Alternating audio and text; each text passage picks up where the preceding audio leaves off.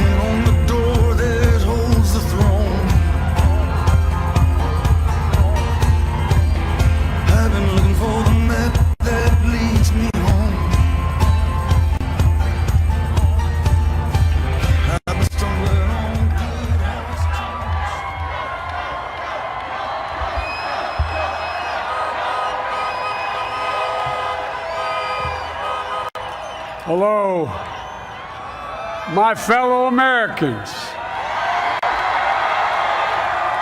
and the people who brought me to the dance, Delawareans. I see my buddy Senator Tom Carper down there, and I think Senator Coons is there, and I think the governor's around. Is that Ruth Ann? And that former Governor Ruth Ann Minner. Most importantly, my sisters-in-law and my sister Valerie. Anyway. Folks, the people of this nation have spoken. They've delivered us a clear victory, a convincing victory, a victory for we the people. We've won with the most votes ever cast on a presidential ticket in the history of the nation. 74 million.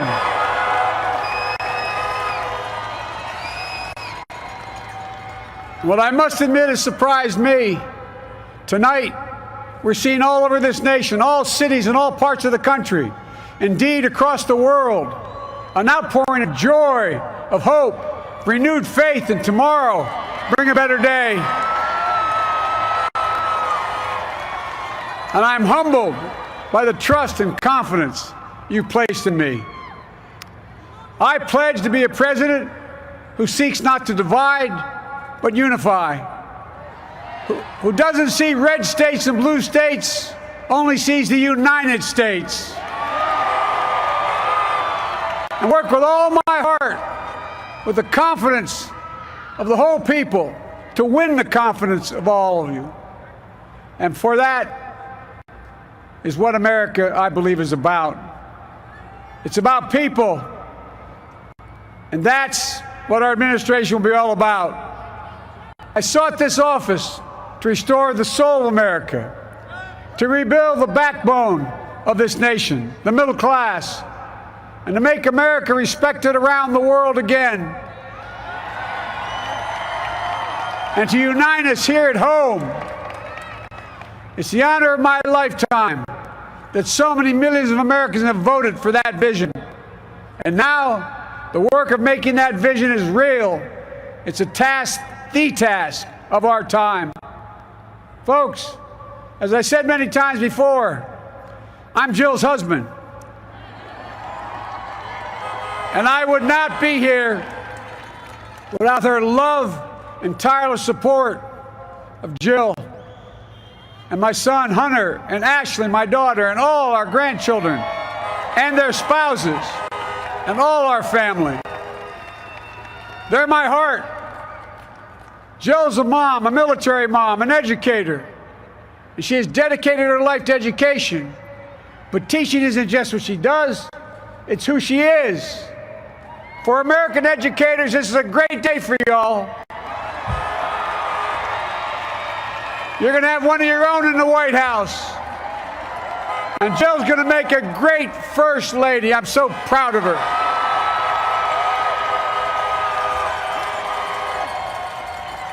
And I'll have the honor of serving with the fantastic Vice President who you just heard from, Kamala Harris. who makes history as the first woman, first black woman, the first woman from South Asian descent, the first daughter of an immigrant ever elected in this country.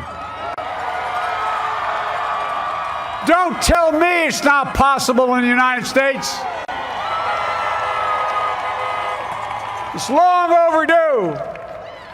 And we're reminded tonight of those who fought so hard for so many years to make this happen. But once again, America's bent the arc of the moral universe more toward justice. Kamala, Doug, like it or not, your family, you become an honorary Biden, there's no way out.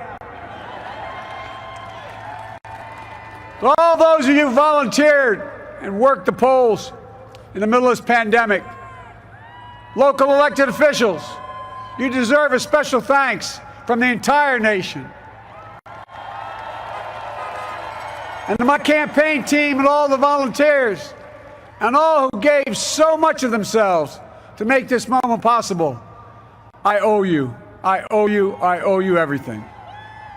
And to all those who supported us, I'm proud of the campaign we built and ran. I'm proud of the coalition we put together, the broadest and most diverse coalition in history. Democrats, Republicans, independents, progressives, moderates, conservatives, young, old, urban, suburban, rural, gay, straight, transgender, white, Latino, Asian, Native American. I mean it, especially for those moments, and especially for those moments where this campaign was at its lowest ebb. The African American community stood up again for me. You've always had my back, and I'll have yours. I said at the outset, I wanted to represent this campaign to represent and look like America. We've done that. Now that's what I want the administration to look like and act like. For all those of you who voted for President Trump, I understand the disappointment tonight. I've lost a couple times myself, but now let's give each other a chance. It's time to put away the harsh rhetoric, lower the temperature, see each other again, listen to each other again. And to make progress, we have to stop treating our opponents as our enemies. They are not our enemies. They are Americans. They're Americans. The Bible tells us to everything there's a season, a time to build, a time to reap and a time to sow, and a time to heal. This is the time to heal in America.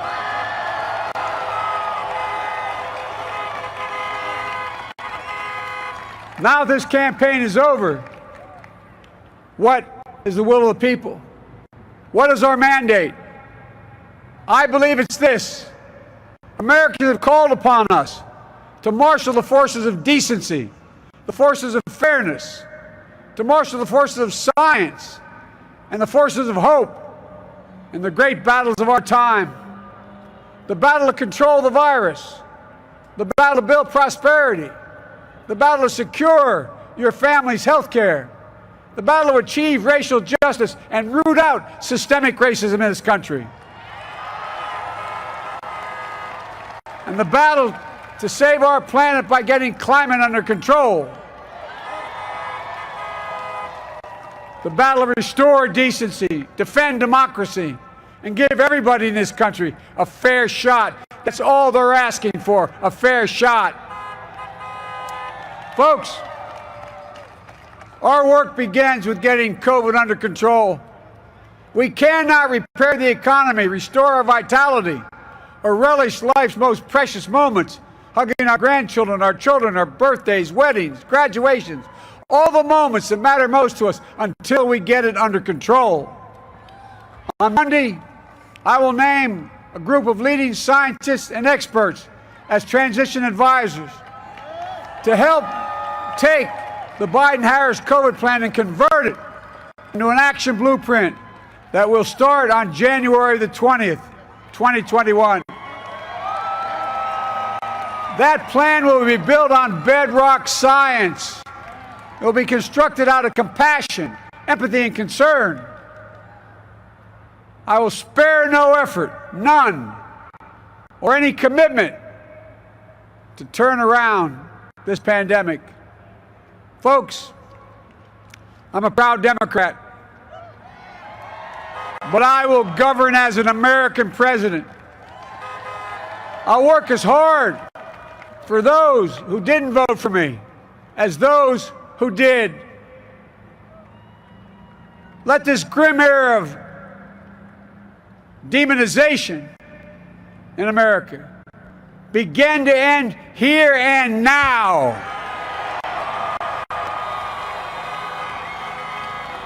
The refusal of Democrats and Republicans to cooperate with one another, it's not some mysterious force beyond our control. It's a decision, a choice we make.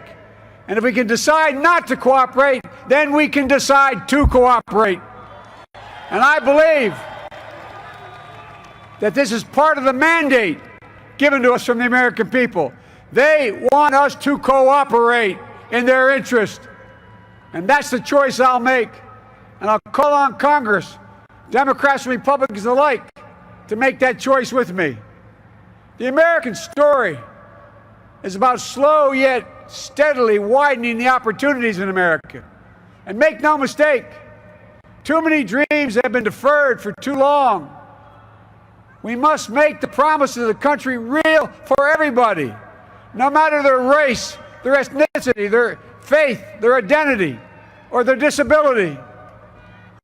Folks, America has always been shaped by inflection points, by moments in time where we've made hard decisions about who we are and what we want to be. Lincoln in 1860, coming to save the Union. FDR in 1932, promising a beleaguered country a new deal. JFK in 1960, pledging a new frontier. And 12 years ago, when Barack Obama made history, he told us, yes, we can. Well, folks, we stand at an inflection point.